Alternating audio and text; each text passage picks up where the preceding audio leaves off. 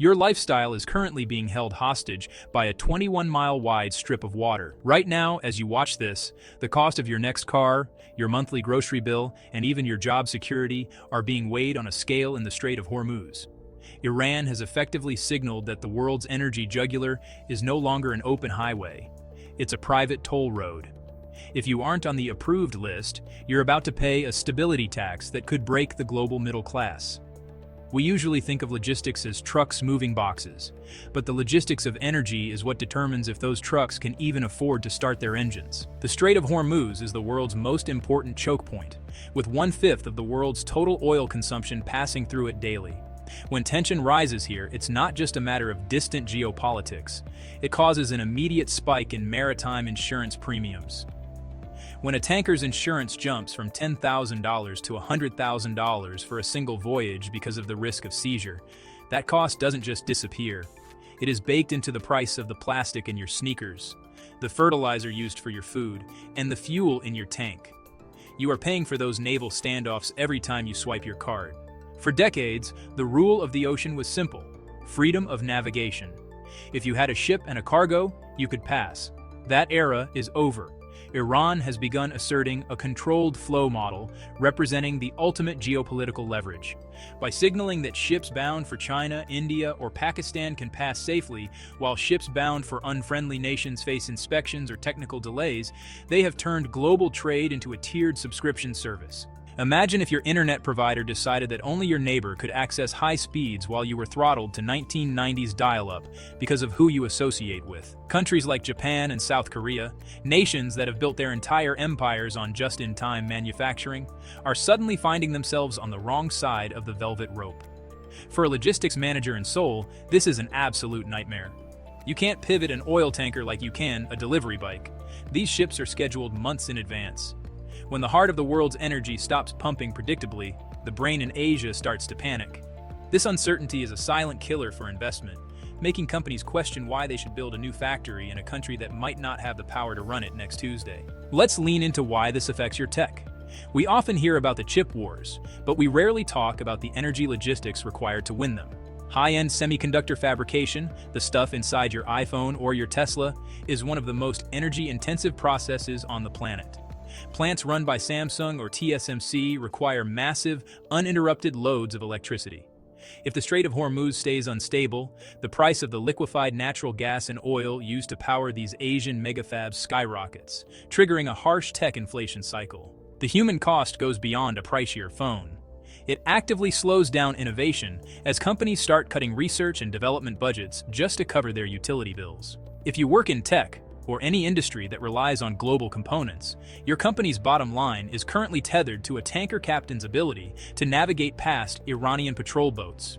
We are seeing a shift where energy risk is now a bigger factor in corporate layoffs than actual performance. Having already been burned by a reliance on Russian pipelines, Europe turned to the Middle East as a savior, only to find themselves staring straight at another choke point.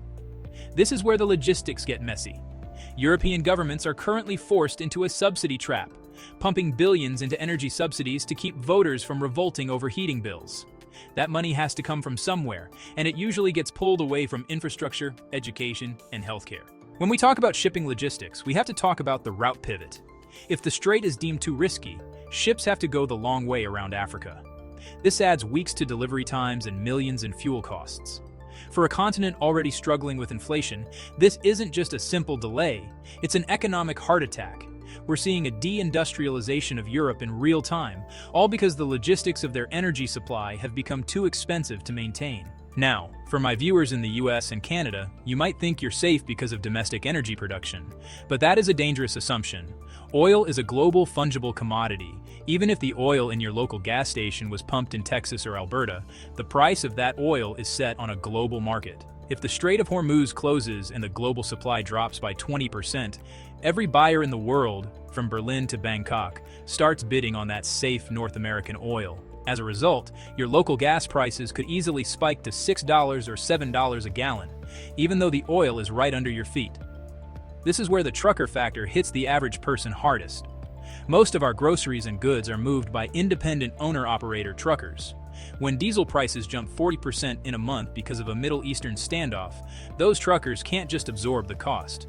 They either raise their rates, meaning your milk costs $8, or they stop driving entirely. This is the supply chain domino effect. A disruption in a 21-mile strip of water in the Middle East can lead to empty shelves in a Walmart in Ohio within 3 weeks, all connected by a thin, fragile thread of logistics. Where does this leave us? We are moving into an era of fortress logistics. Countries are no longer looking for the cheapest shipping route, they are looking for the safest. We're seeing the rise of friendshoring, where we only trade with countries we are 100% sure won't turn off the tap.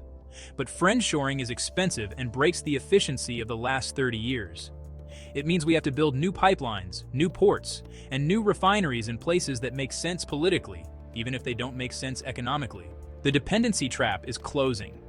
For decades, we traded security for cheap goods, letting our energy pass through one of the most volatile regions on Earth because it was the most efficient way to run the machine.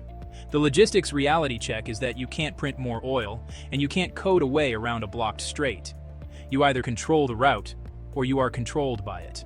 The big question isn't whether the Strait of Hormuz will close, it's how much the control of that strait will cost you personally. We are looking at a future where energy isn't a commodity, but a weapon. If the world's energy artery is now a tool for geopolitical leverage, the global economy as we knew it is effectively dead. We are entering a fragmented, expensive, and high-stakes world where the person who controls the choke point controls the future. If your cost of living doubles this year, you'll know exactly which 21 miles of water to blame. But I want to hear from you, especially the truckers and logistics pros in the audience. Are you seeing the straight surcharge hitting your fuel cards yet? Drop a comment below, hit that subscribe button to stay ahead of the next supply chain collapse, and I'll see you in the next one.